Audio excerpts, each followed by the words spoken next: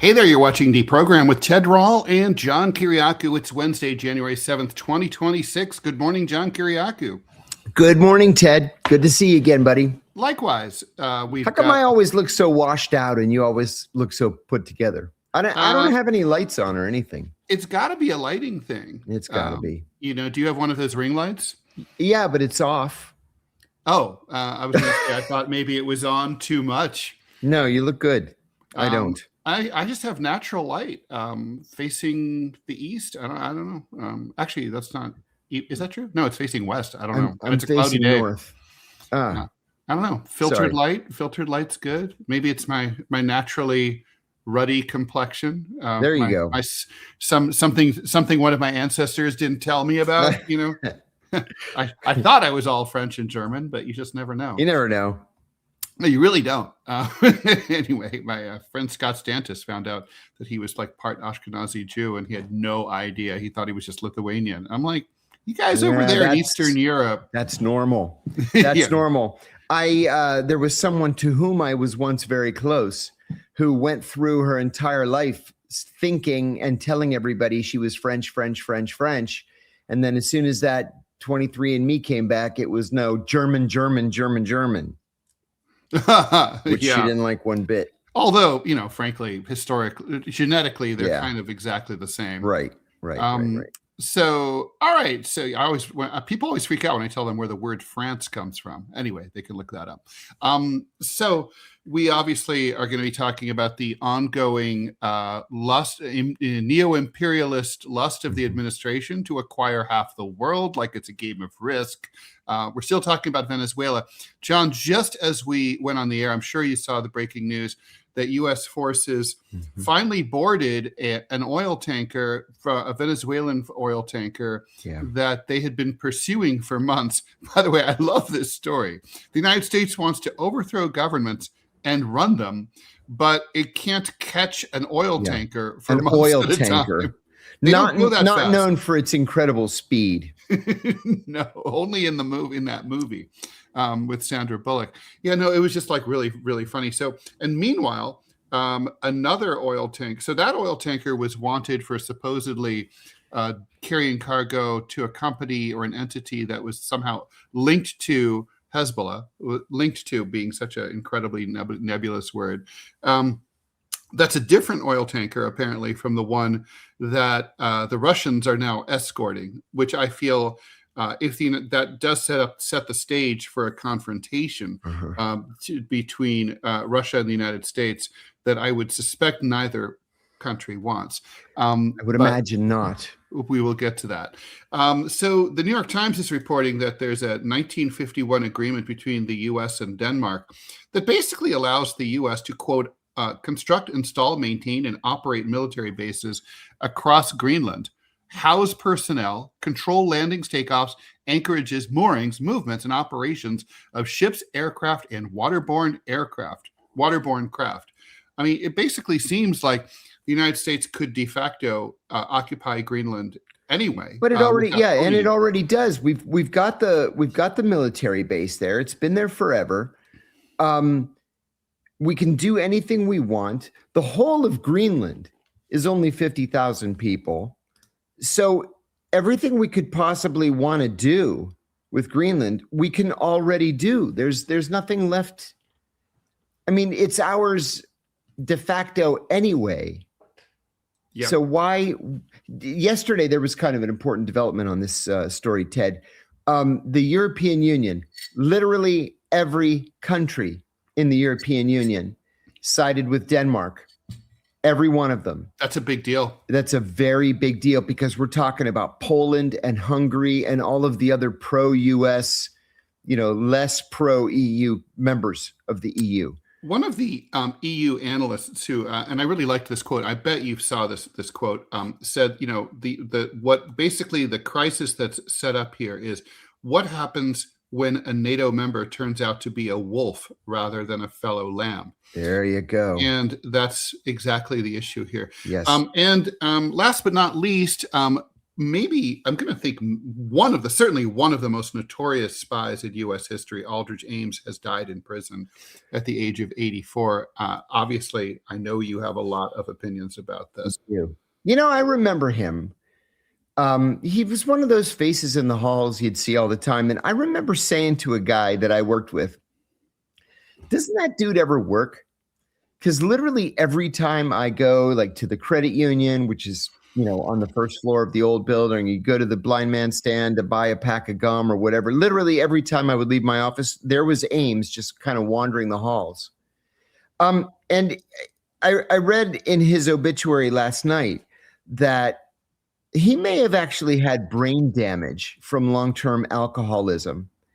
That was one of the reasons why he sort of didn't get a break from the agency when he agreed to plead guilty, because he couldn't remember all the bad shit that he had done for the Russians, for the Soviets before the Russians. Anyway, he died yesterday at the age of 84 in the maximum security penitentiary called the Communications Management Unit at the federal prison in Cumberland, Maryland. One of the reasons why he is so notorious, and really that's the word, he's notorious, was because not only was he a traitor working for the KGB, but he volunteered, number one, and then decided that, well, you know what, it's probably too dangerous for me to work for the Russians when we have spies, Russian spies working for us. I'm going to out all of them so they can't out me. And all 12 were executed. So this guy had a lot of blood on his hands, the blood of people who were, you know, working for the CIA, helping the American government. He was responsible for the deaths of a lot of people. And I'll tell you what, there's another spy who just got out of prison that nobody's talking about. And that's a former CTC colleague of mine named Nicholson. He did his 30 years and got out. But when Ames was captured, or when he was arrested, Nicholson said, well, I've been turned down for promotion so many times, and Ames was just arrested. The Russians are going to probably need a spy to replace Ames, so I'm going to volunteer. Wow. He outed to the Russians the names of 200 of us, including me. Wow. And so he got caught and was set. It's a certain type of careerism. You can say that again. People are sick. Anyway, the bottom line is Ames had a lot of problems. He was a chronic alcoholic. He constantly got not fit for service ratings.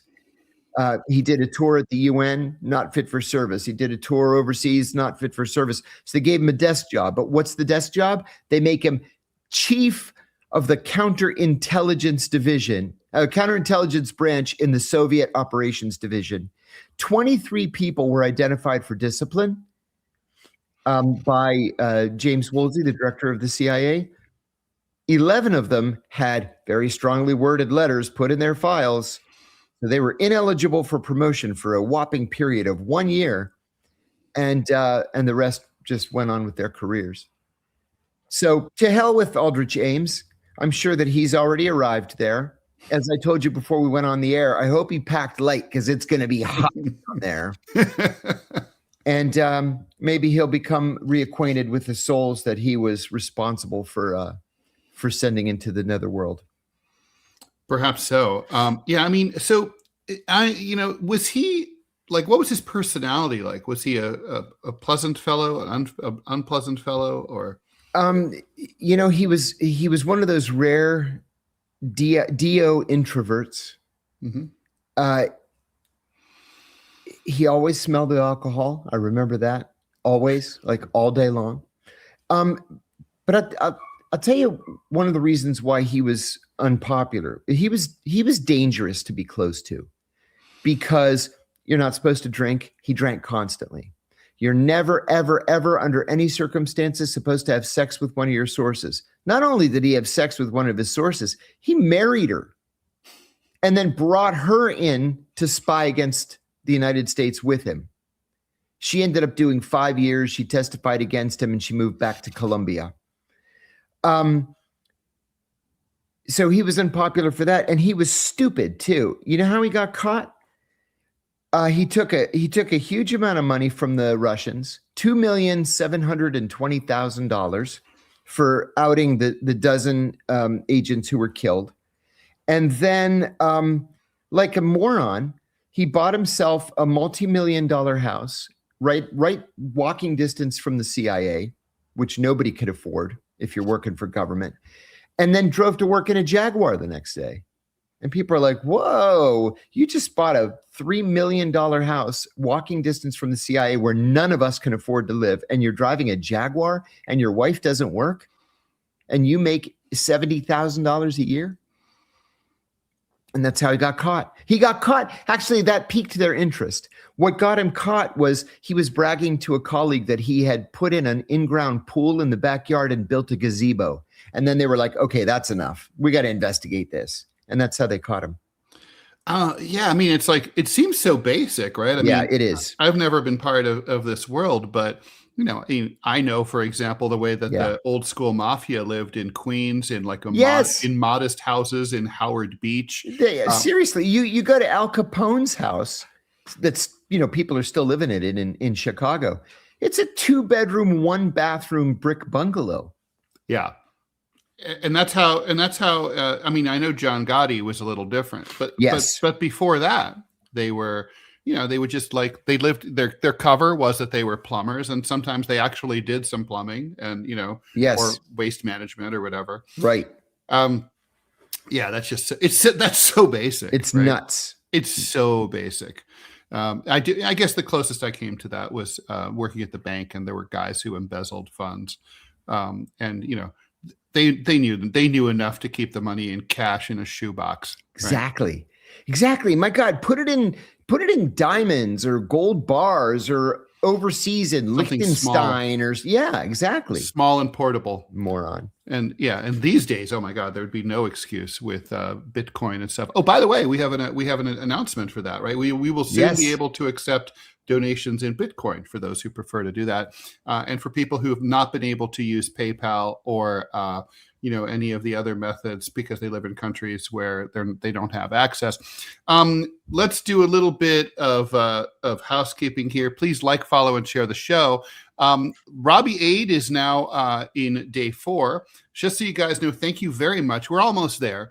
Rob, we are at about $750 out of the $1,000 that we need every month to keep Robbie on as our producer. Full disclosure, John and I both kick $500 each up his way. So you guys are sharing the burden with John and I.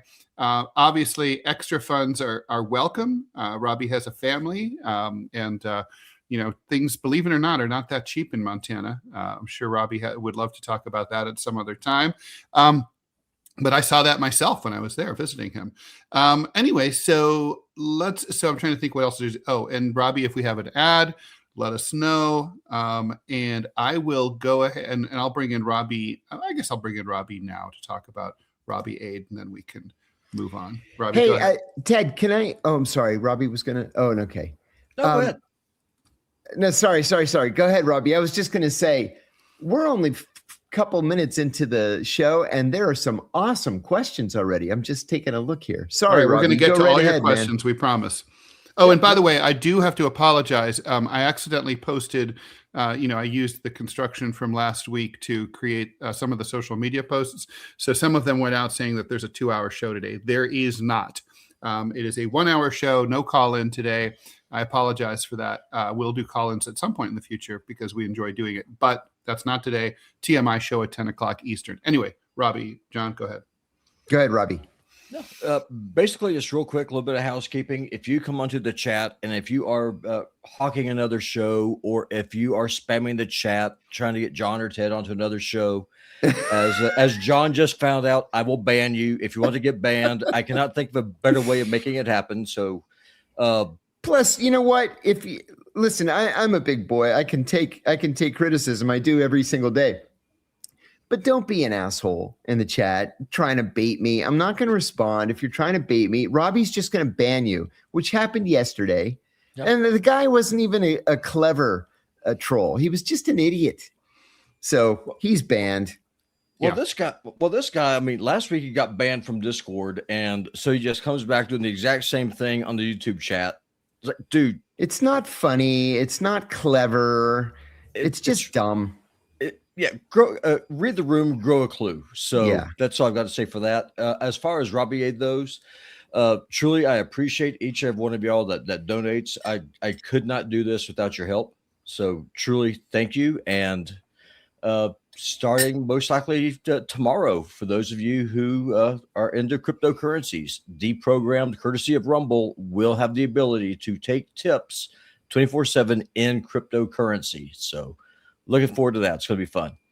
And Ted, one mechanical question, Robbie, about that. If someone donates in, I don't know, let's say Japanese yen, does that convert it to crypto and then send it in crypto, or do they have to have crypto to begin with? So what they would do is that they would buy the crypto using whatever their local currency is, and then you're able to move it. That's one of the reasons why banks hate it so much. It's because it's totally fluid. Yep. Mm-hmm. So that way, like how YouTube is famous for demonetizing people, Rumble, if you're in the Rumble Creator Program and if you have the ability to receive tips, it is impossible to be demonetized. It's pretty great. Yeah, it's awesome. Robbie, you're kind of frozen there. Oh, no, he's not. No, I see him fine. Maybe that's on my end. I don't know. But we have a 1775 coffee ad whenever you're ready. John, do you still see Robbie? Yeah, I see him. He told you that you have a 1775 coffee ad if you're ready for it. Okay. Yeah, he can put it up when he's ready. All right. In the meantime, let's do a question. It is up. It is up? It will be up here in just a second. I think it's you. I'm just seeing Robbie circulate. All right, let's do a question here. And then maybe if it's a John question, when we get to a John question, I'll reboot. All right, just a comment from Luke. For you, John, I recently came into possession of coins from ancient Macedonia. There's Robbie. All right, I'm taking Robbie out. Okay. Okay. Question for you, John. Why didn't the U.S. do to Cuba, North Vietnam, and North Korea what they did to Venezuela? Was it because Venezuela was too weak, or has the U.S. military gap compared to others increased? North Korea and Vietnam are different because China's right there on their borders, and a close ally. And a close ally. And the U.S. took on China during the Korean War and took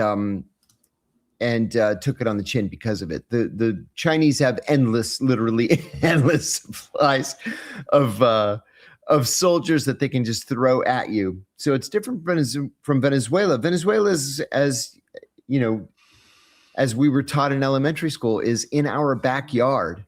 And the Chinese aren't going to come to Venezuela's aid all the way across the globe like that.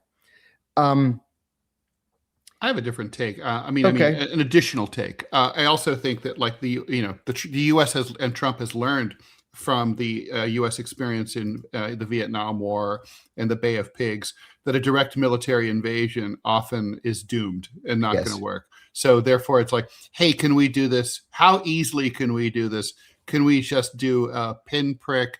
It's just kidnap the king, and then maybe the whole kingdom falls just like that, right? I mean, right. It's almost. I mean, it's kind of childish. It's sort of like the idea of that special spot in the Death Star. If you just hit that spot, the whole thing blows up. Yeah, it doesn't really work like that for. No, you're right. I don't disagree with that.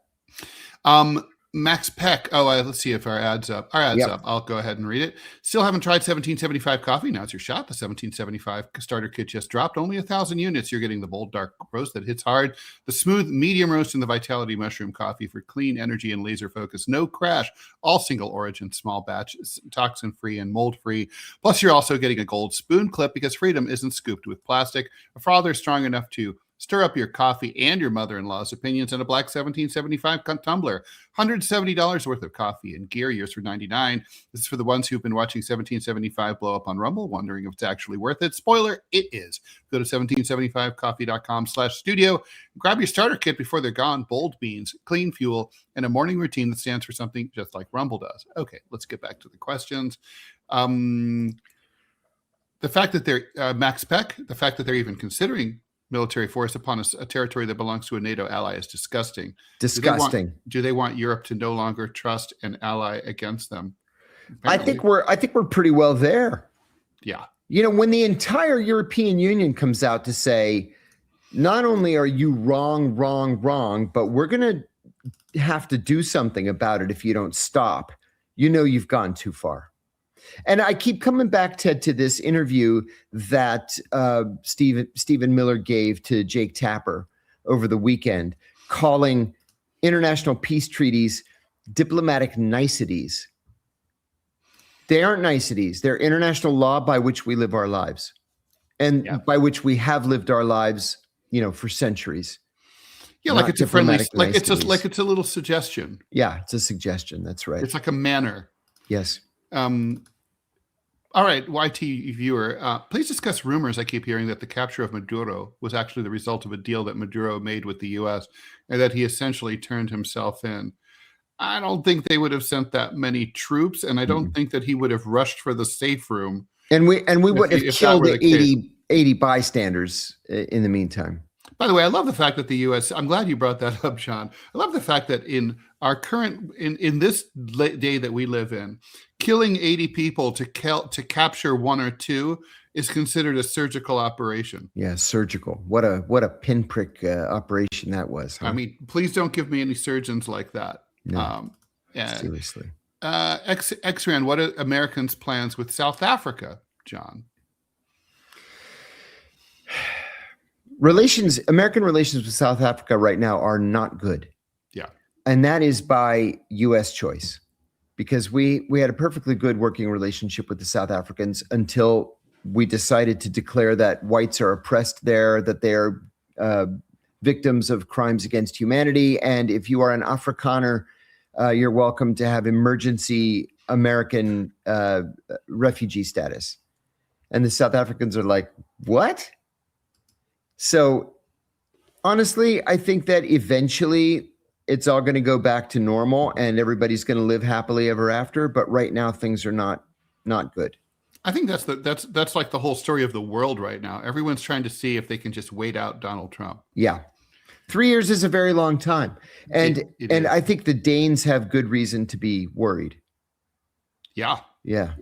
Well, I mean, let's talk a bit about that, right? I mean, so that treaty, the way I read that treaty is it seems like the perfect opportunity for the U.S. to just simply say, okay, well, we have this one base in like this remote corner of the territory. Mm-hmm. We can now open other, we can create ports. I mean, after all, that's completely legal. We can flood the zone. I mean, like you said, John, there's 50,000 people who live there. That's nothing. I mean, that's smaller than the little Ohio suburb of Kettering, where I grew up, that nobody's ever heard of.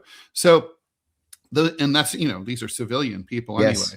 So assuming the Danes aren't going to try to go to war against the U.S., we would have troops all over the place. And at a certain point, possession is 9/10 of the law, right? I mean, you can just sort of say, hey, we're here, give it to us, we want it, or else. Yeah, we could. And that might be what happens at the end of the day. I mean, I would say that's more likely than not. I don't think it's far from 100%, but I think it's not as low as 50%. What do you think? I would agree with you. I would agree with you. Now, the only thing that the Danes have going for them right now, in terms of being able to wait Donald Trump out, is that you can't pop up a military base overnight. All right. And because Greenland is Greenland, it's isolated. There are no native trees, just like Iceland, for example. The Americans would have to start from scratch. And the conditions are brutal. So you can't, it's not like you can you can build 365 days a year. You're only going to be able to build, 6 months out of the year. And even then, let's say you are able to build a base in addition to one that you already have. Donald Trump's not going to be president in 3 years. Well, hopefully not. Not if the Constitution means, and if whatever's left of it means anything. John, Trump, we got to talk about this Venezuela thing. Trump announced that Venezuela has agreed to send the United States 30 to 50 million barrels of oil. That's 2 months worth of current production from the country. That's between 1.8 and $3 billion to the United States. It's unclear whether Venezuela would be paid. First of all, do you believe him? I'm not sure I do. No, because we don't know who the Venezuelan leader is. I mean, it could be Dulce Rodriguez. The international community is recognizing Nicolas Maduro as the president of Venezuela. So who was this agreement negotiated with? Whose signature? I assume with Dulce Rodriguez. And then the other question is, I mean, what are we going to do with that? I mean, I know what we do with oil, but I mean, the United States doesn't have an oil shortage. We buy all the oil that we need, right? Yeah. So what is that going to do? Is it just going to sit in the strategic reserve? I mean, it's just, I mean, not to mention also, speaking of disgusting, I mean, Venezuela's economy is reeling right now. Yeah, in large, and due to recent events, as well as, the result of 20 plus years of U.S. sanctions. Yeah. This is a poor country. The last thing we should be sending them money, not the other way around. Yes, you're right. We should be sending them money. I just read yesterday, for example, in the New York Times, that there is a real danger of starvation now in Venezuela because the economy has collapsed. There's almost no oil being lifted, and the government is in a state of chaos. So what do? We're talking about multi-billion-dollar deals now, and we have this agreement over oil, and we don't know who signed it, and we don't know who supports it. And then in the meantime, people are like, listen, there's no food. We should be talking about eating. So, I don't know, man. I mean, there's so many ways this could go, but domestically in Venezuela, I could easily see a left-wing revolution, a true left-wing revolution, a communist revolution. If I were the State Department, I'd be worried about that. I mean, right? I mean, because obviously, a populist left could arise and say we're going to kick out the imperialists, save the revolution, seize control of all of our oil, keep our assets for ourselves, reach out and have a really a stronger alliance with Russia or China. Mm-hmm. I mean, if I were the Venezuelans, I'd reach out to Moscow. Well, let me ask you about that. We want the same deal with you that Belarus has. Why haven't we heard anything from the Russians or the Chinese? Why haven't the Chinese said, we're going to send our aircraft carrier over there to observe, or to whatever? Well, the Russians are escorting that tanker. Yeah. So that's basically a message like, you can fuck with our ally, but you can't fuck with us directly and our shit. Yeah. I think that the Chinese and the Russians they both are motivated by first of all, they do believe in spheres of influence. They think that Venezuela is more our sphere of influence. So are they conceding that? Is that what this is? I think partly. And it's also, if they concede that, then tacitly it builds the argument that Ukraine is in Russia's sphere of influence and that Taiwan is in China's sphere of influence. And you know what? I think Donald Trump would agree with that. Right. No, I think that, so I think it's kind of like, well, great powers be great powers. And that's just how that rolls. And I think also neither Russia nor China wants to pick a fight with the United States or with Trump. Yep. And also, I got to say, it's that rule when someone's fucking up, don't get in their way. Donald Trump's fucking up. This is not good for Donald Trump. Right. I mean, we should talk about the polls that are out. There's another set of polls that have come out, and basically they sort of this all shows that the American people. So basically, there's weak support for this operation against Venezuela. 1 out of 3 Americans, not even a majority of Republicans, sort of like 40-ish%, 45% of Republicans are okay with this. But even they all think that the president's top priority ought to be the U.S. economy, domestic affairs, fighting inflation, and creating affordability and better jobs. Mm-hmm. The American people have sent a clear message now for the better part of 10 years that what they really care about is the U.S. economy, and they're feeling worried about being able to pay their bills. Mm-hmm. And they should be, because of AI Indeed. and all that. And so this is not going to play. I mean, I think this is, basically people are sitting at home and this just started a week ago, right? Yeah. But they're starting to think, what is the president on about? What is he doing? Yeah. What's the goal? His eye is no longer on the ball. I think PhD dissertations are going to be based on this period and what this means for MAGA. Is this what MAGA is, or is this the death of MAGA? And I think it's true that sort of Nick Fuentes, there's first America first, and there's MAGA, and they're not the same. Mm-hmm. And America First is an old idea, right? Like, as you know, I collect political ephemera. I have Woodrow Wilson buttons that say America First on them. That's why it took us so long to get involved in the First World War. We came in at the end, and then we claimed we won the thing. Yeah, my favorite one is the one that says, "He kept us out of war. Re-elect Wilson, 1916. Yeah. It's awesome. Black Panther asks, John, what do you think about a movie and TV series, Tinker Tailor, the movie and TV series, Tinker Tailor Soldier Spy? Yeah, awesome. Where was I just talking about that? Was that? Oh, no. I was talking about that on my other podcast. I did a Q&A a couple of days ago, and somebody asked me for my favorite spy movie, my favorite spy novel, and I can't just pare it down to one, but I said Tinker Tailor Soldier Spy, The Man Who Came In From the Cold. Those were the books that introduced me to the spy genre. Absolutely amazing. And who's your favorite spy novelist? It has to be John le Carré. Really? Yeah. I mean, obviously you come from a different so place. Subtle. Yeah. I love Len Dayton, though. Len Dayton's great too. But I for my favorite espionage movie, I gave this a lot of thought, and I decided that it's North by Northwest. Oh, wow. That is the classiest. Yeah. I think it might be my favorite movie of all time. Wow. Yeah, I do. But I never get tired of The Day of the Jackal, ever. Wonderful, wonderful film. The pacing of that movie. Oh my God, just amazing. Yeah, and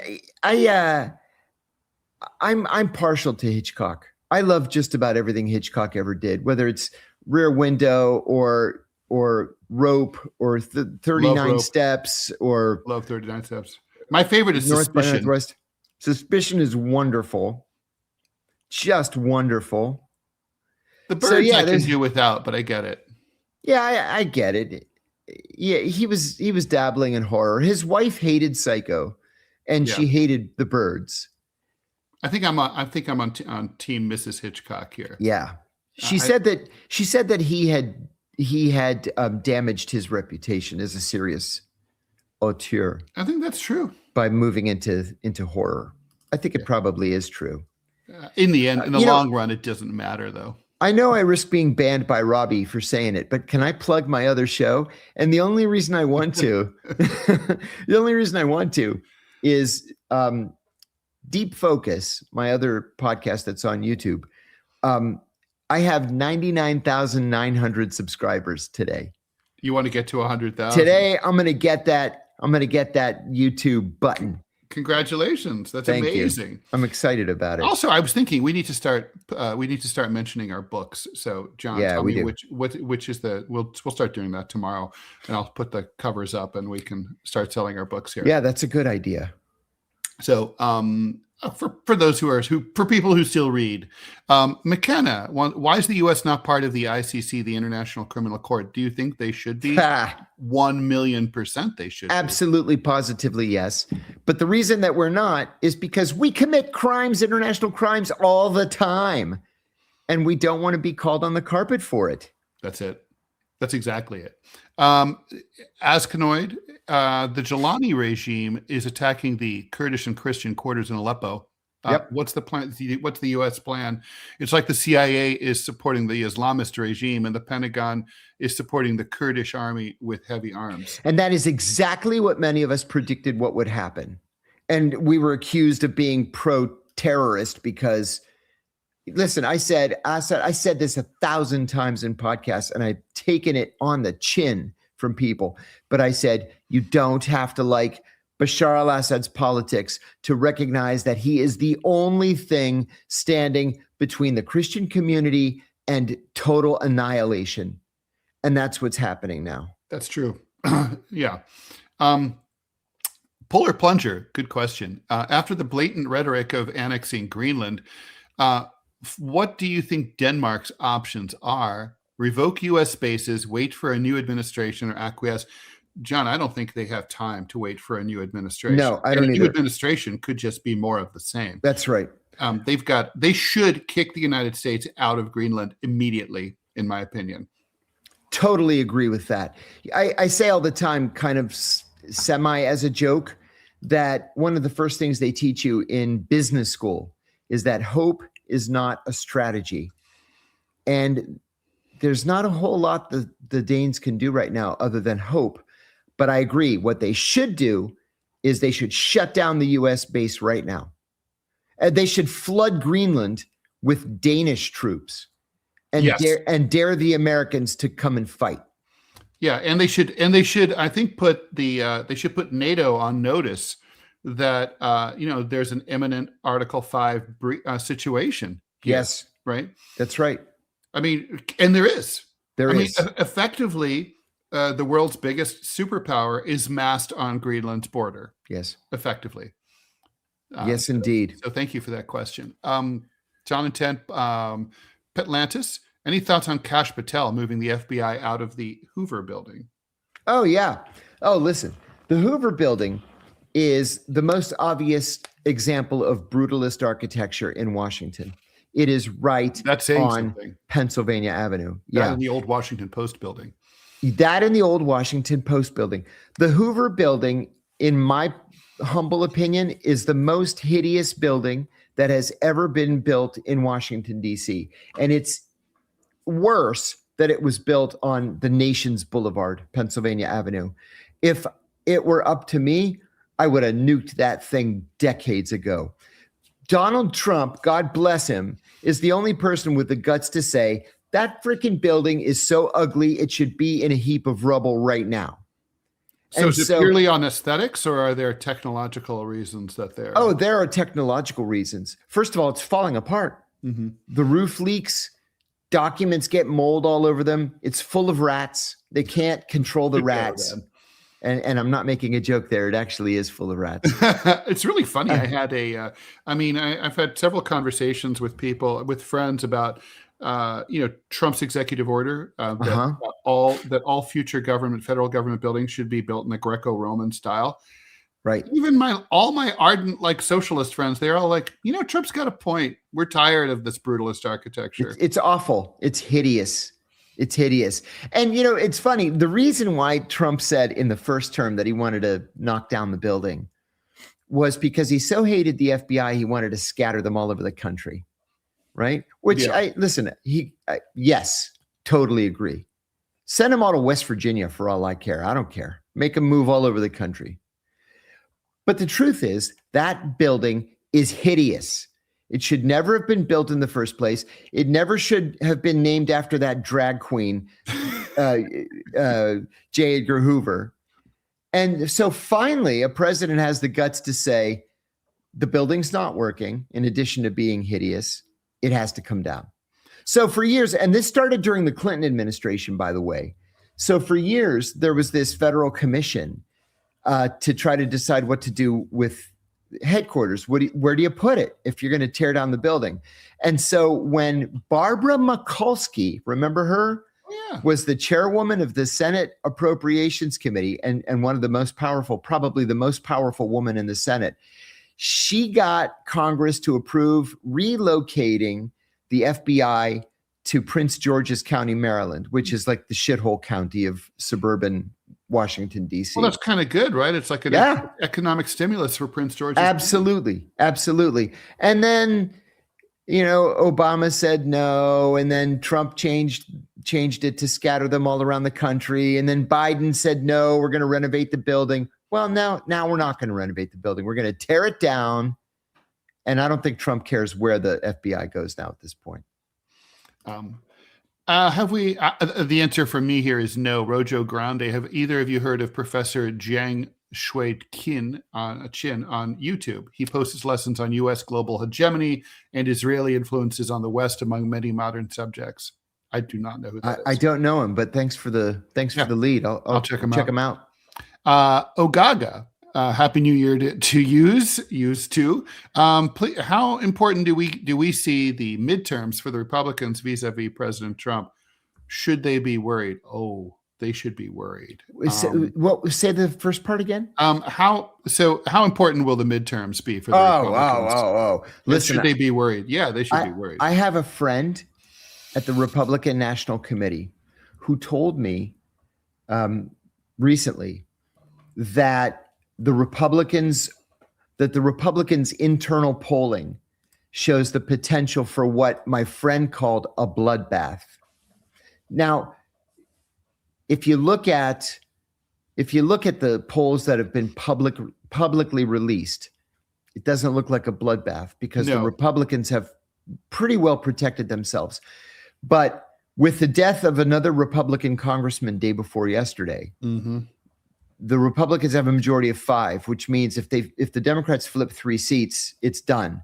Which they will. They're looking at flipping 15 seats. That's what the Republican polls show. 15 to 40. I'm going to go with 15. I don't see the Republicans hanging on to the House. No, but Trump said in a closed-door Republican offsite on Sunday that if the Democrats win back the House, he expects to be impeached again. Oh, I agree with that. Yes. I mean, of course, he won't be removed in the Senate, but yeah. No. Hey, can I add one thing? We had a question at the very beginning of the show, and now I've lost it. Oh, shit. But one of our viewers, and forgive me, here it is. Jones Jameson. Absolutely excellent question, and thank you for the $4.99. There's a photo of Maduro wearing a blindfold and noise-canceling headphones. Is this a violation of the Geneva Convention, and does it count as torture? Yes, it is a violation of the Geneva Convention. I tell a story on podcasts all the time where the night that we caught Abu Zubaydah, we caught dozens and dozens and dozens of other Al-Qaeda fighters. And there were so many of them that we had to bring them into the safe house in shifts in a paddy wagon. And when the first load of 10 came in, I said to this idiot who was working for me, why do they have hoods on? And he said, we don't want them to see our faces. And I said, are you seriously telling me that you've never read the Geneva Convention? You cannot put hoods on them. That is a violation of international law. It's a war crime. And I said, take those hoods off. And he says, wait, leave the hoods on. And he said, I'm going to report you to headquarters. I said, oh, I'm already reporting you to headquarters. You've committed a war crime. And I took the hoods off and we reported each other to headquarters and I got in trouble. Wow. Yeah. So yes, that is a war crime. Were you in trouble because because your bosses didn't want to consider them to have POW, have the status of POWs and therefore they have those rights? Yes. So that's the right. So Speaking of which, President Maduro presented himself before the judge in Brooklyn, in New York, and said, by the way, this 92-year-old judge who apparently has a habit of falling asleep during trials. Yes.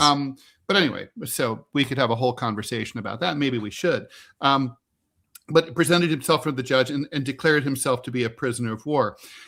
Was that of his own accord, or do you think he discussed that with his new lawyer? His appears to be attorney, pretty good. His attorney is Barry Pollock. Mhm. I know Barry. Barry used to be the chief counsel for the American Civil Liberties Union, and he was Julian Assange's attorney. Barry is arguably one of the finest criminal defense attorneys anywhere in America. He would be on everybody's list of the top 10 best attorneys in America. If there's only one guy you can get to defend you, it should be Barry Pollock. So yeah, they know exactly what they're doing. And so, yeah, I mean, so obviously that's going to be a play. It's not likely to work, probably, right? But it's a good tactic. No, the deck is stacked. How does Maduro? I mean, how do high-profile defendants like Maduro, locked up, basically kept under lock and key? How do they get legal counsel? Does a high-profile attorney like Barry see the story and then decide to reach out, or how does that work? Usually, yes. Usually, yes. One of Maduro's attorneys is, oh my God, we've had him on both of our shows on Sputnik. And he's on the board with me at Covert Action, and we're Facebook friends. What's wrong with me? It'll come back. It'll come back. He's a professor of law at the University of Pittsburgh. Oh, right. Yeah. Yeah, that'll come back. Anyway, he's one of Maduro's attorneys, but I'm going to guess that once Maduro is snatched, lawyers reach out. Phone calls are they allowed made. To visit, or are Pollock? Maduro has a constitutional right to counsel, so yeah, the lawyers can visit. Yes. So they say, "Hey, listen, I'm so and so. I'd like to represent you." Blah blah blah. Dan Kovalik. Dan Kovalik. Yeah, exactly. I'm sorry, Dan. I just had a mental fart. Sorry. 62 years old. That's my excuse. So let's see. Black Panther. Has it been confirmed that Aldrich Ames was responsible for exposing all of those spies, or just simply due to lack of other evidence? In other words, were there other double agents out there, possibly, and basically they closed all the files once they caught Ames? The CIA has a very large unit called the Counterintelligence Center. They have the Counterintelligence Center because you have to always assume that there are moles, and you have to route them out. So yeah, they always assume that they're out there, whether they're in the CIA or the FBI or DOD or at the White House or, the Department of Energy, or more commonly, American defense contractors. Yeah, you have to assume that there are moles out there right now. Question for Robbie. So I'll put Robbie here. Thanks for the $10 from Unsung Pat. Thoughts on Putin's view of American consumerism? From what I've seen, is he basically thinks it's a debt trap, and I really can't say I disagree with him. Uh-huh. I mean, every Christmas, the American consumer goes into debt by millions of dollars, and for what? What are you getting out of it except for more interest? Agreed. All right. Thank you for that, Robbie. Let's see. Okay. Philip Blair, if the Trump administration moves against Cuba, might the PRC move to politically reunite Taiwan with the rest of China? Well, politically, they have been moving toward that for many years. I mean, people don't realize that it's odd. The KMT government is the pro-unification party as opposed to the DPP, which used to be the Independence Party.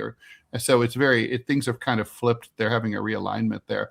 But I think you mean militarily. And I think, so there I'd go, the odds are not zero, but the odds are not as high as 50%. What do you think, John? Yeah, I think that's right. Young Courthouse, $2. Thanks very much. Not bait, but I read Rick Prada's book, and he tells a compelling side of his story, alleging that Miami police corruption and framing him in a disprovable way. I'm curious why John doesn't buy that story. I wrote a review of Rick's book. I knew Rick for years. Rick's a very nice guy. There was credible evidence developed by the Miami police that before joining the CIA, Rick was a hitman for the Cali cartel. And that's how he came to the CIA's attention. That's how he specifically came to Jose Rodriguez's attention. Because when Rodriguez was a station chief in South America and the Cali cartel was whacking its opponents, Jose thought, this guy knows what he's doing. We can bring him over to the CIA. And what do you think Rick did when he was at the CIA? He was in charge of the Special Activities Division.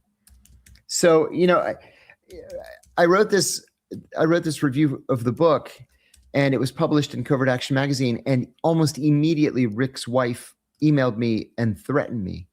Wow. It was a very specific threat. Because I said, Rick Prado is a great guy.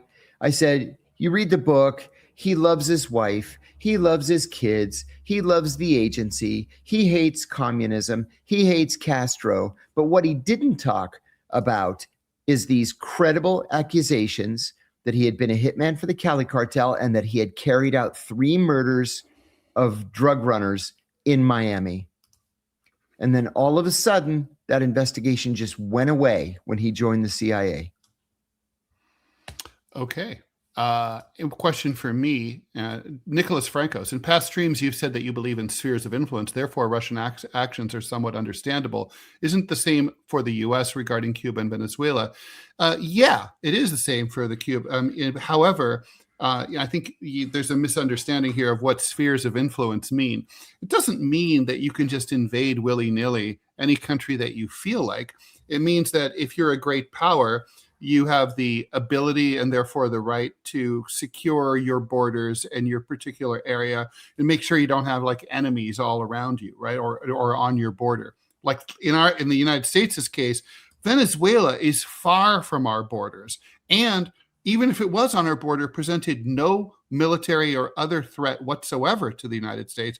So therefore, there's absolutely no reason under the old spheres of influence from the 20th century, there would be no excuse even by like 1955 standards for the U.S. invading Venezuela. Mm-hmm.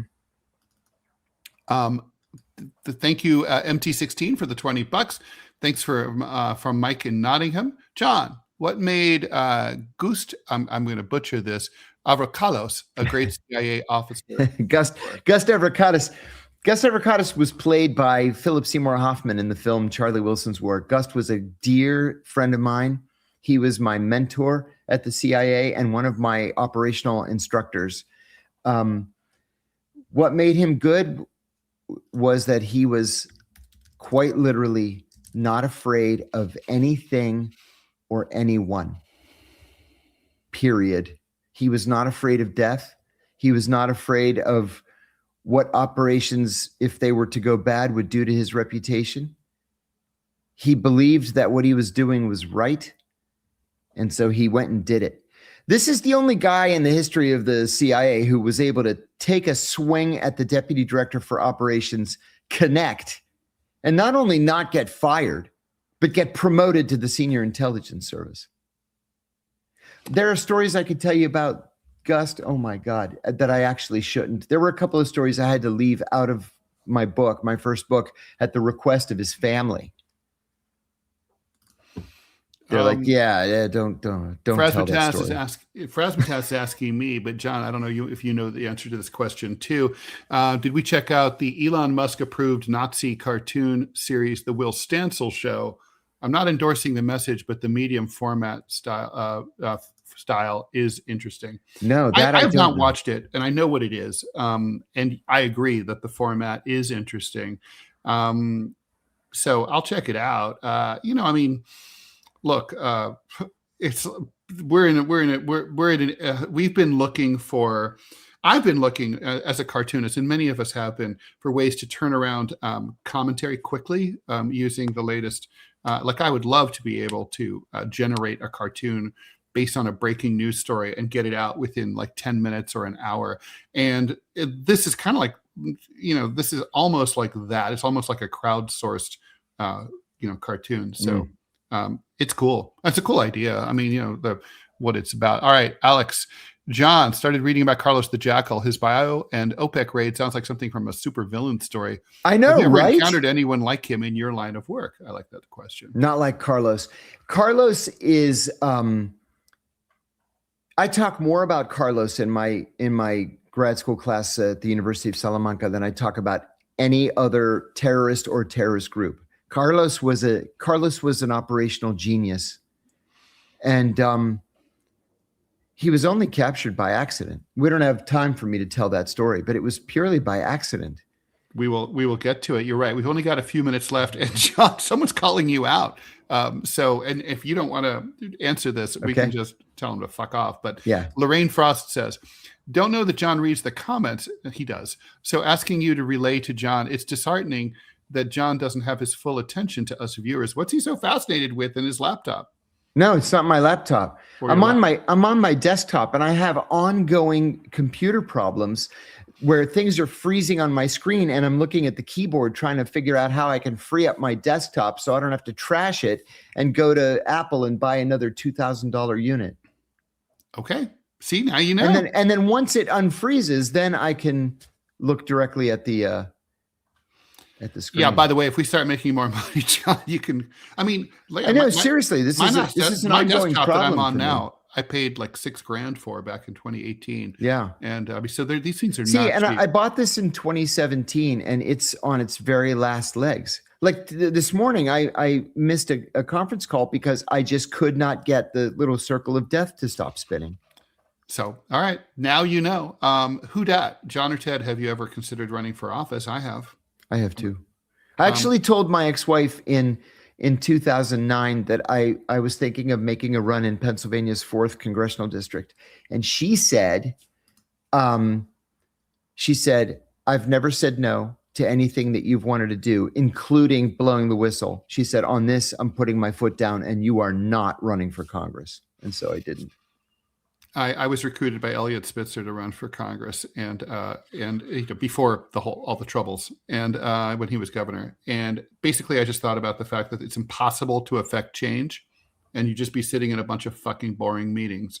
And I was just like, yeah, I could use the money and the notoriety, but I don't. But honestly, you only go around once, and I want to try to do something that seems to be somewhat useful. Thanks for the $20, Dadley of Triplets. Thanks for another great hour of insight. That sounds like great. Oh yeah, we're gonna have to leave that there. There was a question about learning Arabic. Yeah, that's good. We do not have time for. We can do that tomorrow. No, we can do it tomorrow. It's all about immersion. Okay, there's the answer there, but we'll talk more. We'll be back tomorrow. That will be Thursday, 9:00 Eastern time, just for an hour. That's the new deal here, 9 to 10 a.m. Eastern. Thanks, John, very much. Thanks, Ted. Stay tuned for the TMI show with me and Manila Chan. Tomorrow will be Scott Stantis and I will be doing a DMZ America podcast at 11 o'clock. Not today. All right. Thanks, everyone. Bye, John. See you tomorrow.